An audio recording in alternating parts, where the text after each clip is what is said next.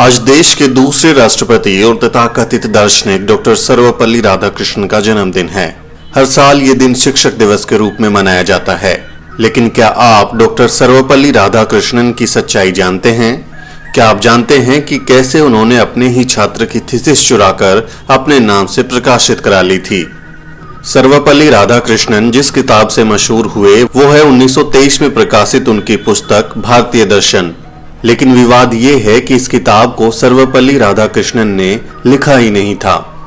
उस वक्त राधाकृष्णन कलकत्ता विश्वविद्यालय में प्रोफेसर थे। शोध छात्र जदुनाथ सिन्हा ने उनके ऊपर साहित्यिक चोरी का आरोप लगाया था। मामला ये था कि जदुनाथ सिन्हा ने पीएचडी डिग्री के लिए भारतीय दर्शन नामक अपने शोध को 1921 में 3 परीक्षकों डॉक्टर राधाकृष्णन, डॉक्टर ब्रजेंद्रनाथ सील और डॉक्टर बी.एन. सील के सामने प्रस्तुत किया था।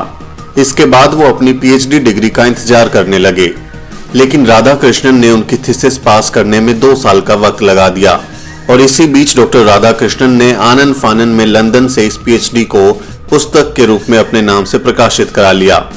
पुस्तक छपते ही जदुनाथ सिन्हा को पीएचडी की डिग्री भी उपलब्ध करा दी गई।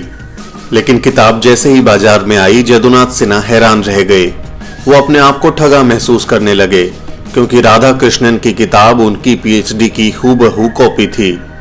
ऑल इंडिया रेडियो न्यूज के संपादक और वरिष्ठ पत्रकार महेंद्र यादव फेसबुक पर लिखते हैं, राधाकृष्णन की किताब में अध्याय पूरे के पूरे वही हैं जो थीसिस में हैं। वे जल्दबाजी में थे, शायद इसीलिए थोड़ी बहुत भी हेराफेरी नहीं कर पाए। किताब भी बहुत बड़ी थी, 2 भागों में थी, कम से कम 2000 पेज की।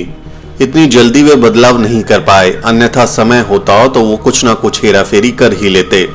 थीसिस चोरी के जवाब में राधाकृष्णन सिर्फ इतना ही कहते रहे कि इत्तेफाक से जदुनाथ की थीसिस और मेरी किताब की सामग्री मिलती है। तर्क वही कि स्रोत एक था, विषय एक था, आदि आदि। राधाकृष्णन अपनी किताब को जदुनाथ की थीसिस से अलग साबित नहीं कर पाए। ये मॉडर्न रिव्यू में छपे जदुनाथ के लेखों और राधाकृष्णन के प्रकाशित जवाबों से स्पष्ट होता है। लेकिन इसके बाद जदुनाथ सिन्हा कोर्ट पहुंच गए। उन्होंने राधाकृष्णन पर 20,000 रुपए का दावा ठोक दिया। इसके बदले में राधाकृष्णन ने भी जदुनाथ पर 1 लाख रुपए का मानहानि दावा ठोक दिया। लेकिन जैसे ही जदुनाथ सिन्हा ने थीसिस की कॉपी कोर्ट में पेश की, सारा भेद खुल गया। राधाकृष्णन की किताब का एक एक शब्द जदुनाथ सिन्हा की रिसर्च से मिलता था। इससे राधाकृष्णन घबरा गए और उन्हें बदनामी का डर सताने लगा। उस समय राधाकृष्णन देश की प्रमुख हस्तियों में से एक थे, इसलिए मामला हाई प्रोफाइल हो गया। उसे सुलझाने के लिए भारतीय जनसंघ के संस्थापक डॉक्टर श्यामा प्रसाद मुखर्जी ने अहम भूमिका निभाई। डॉक्टर श्यामा प्रसाद मुखर्जी उस समय कलकत्ता यूनिवर्सिटी के वाइस चांसलर थे। उन्होंने अदालत के बाहरी दोनों में समझौता करा दिया। कहा जाता है कि इसके लिए राधाकृष्णन ने जदुनाथ सिन्हा को 10,000 रुपए की रकम देना तय किया था। महेंद्र यादव का दावा है कि राधाकृष्णन की तो अंग्रेजी भी अच्छी नहीं थी और संस्कृत तो बहुत ही कमजोर थी। ऐसे में क्या खाक दर्शन पढ़ा होगा उन्होंने? कभी कभार वे जो लेख पत्र पत्रिकाओं में छपने के लिए भेजा करते थे, संपादक उन्हें बेकार भाषा और सतही मानकर खारिज कर दिया करते थे। जब केस की बात आई तो मॉडर्न रिव्यू को राधाकृष्णन ने पत्र लिखा। उसमें उन्होंने अपनी इन खामियों का भी जिक्र किया है। राधाकृष्णन का ये पत्र साबित करता है कि थीसिस चोरी का केस कोर्ट में गया था। वहीं फॉरवर्ड प्रेस की वेबसाइट पर गौतम राणे सागर अपने लेख में लिखते हैं, राधाकृष्णन ने 1921 में जब मैसूर से आकर कलकत्ता विश्वविद्यालय में कार्यभार संभाला, तभी से उनके ज्ञान और प्रतिभा पर उंगलियां उठने लगी थी।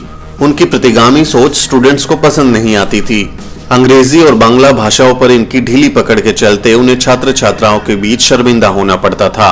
जिस व्यक्ति की सबसे प्रसिद्ध किताब पर ही साहित्यिक चोरी का आरोप लगा हो और ये आरोप साबित भी हुआ हो, उस व्यक्ति के नाम पर शिक्षक दिवस मनाने का औचित्य क्या है? जहां तक उनकी दार्शनिकता का प्रश्न है, डॉक्टर अंबेडकर ने अपनी किताब जाति के विनाश में राधाकृष्णन के दार्शनिक तर्कों के औचित्य पर भी गंभीर सवाल उठाया है। ऐसे में सवाल उठता है कि सर्वपल्ली राधाकृष्णन के नाम पर शिक्षक दिवस क्यों मनाया जाता है? दूसरी तरफ क्रांति ज्योति सावित्रीबाई फुले और फातिमा शेख जैसी हस्तियां हैं, जिन्होंने देश में लड़कियों के लिए पहला स्कूल खोला और अपना पूरा जीवन शिक्षा के लिए कुर्बान कर दिया, लेकिन उनका कहीं जिक्र तक नहीं होता। मनुवादी इतिहासकारों ने हमारे नायक और नायिकाओं के साथ बहुत अन्याय किया है। ब्यूरो रिपोर्ट, द शूद्र। आप देख रहे हैं द शूद्र। बहुजन समाज से जुड़ी तमाम खबरों को जानने के लिए सब्सक्राइब करें हमारा चैनल और बेल आइकन को प्रेस करना ना भूलें ताकि हमारे नए वीडियो की जानकारी आप तक सबसे पहले पहुंच सके।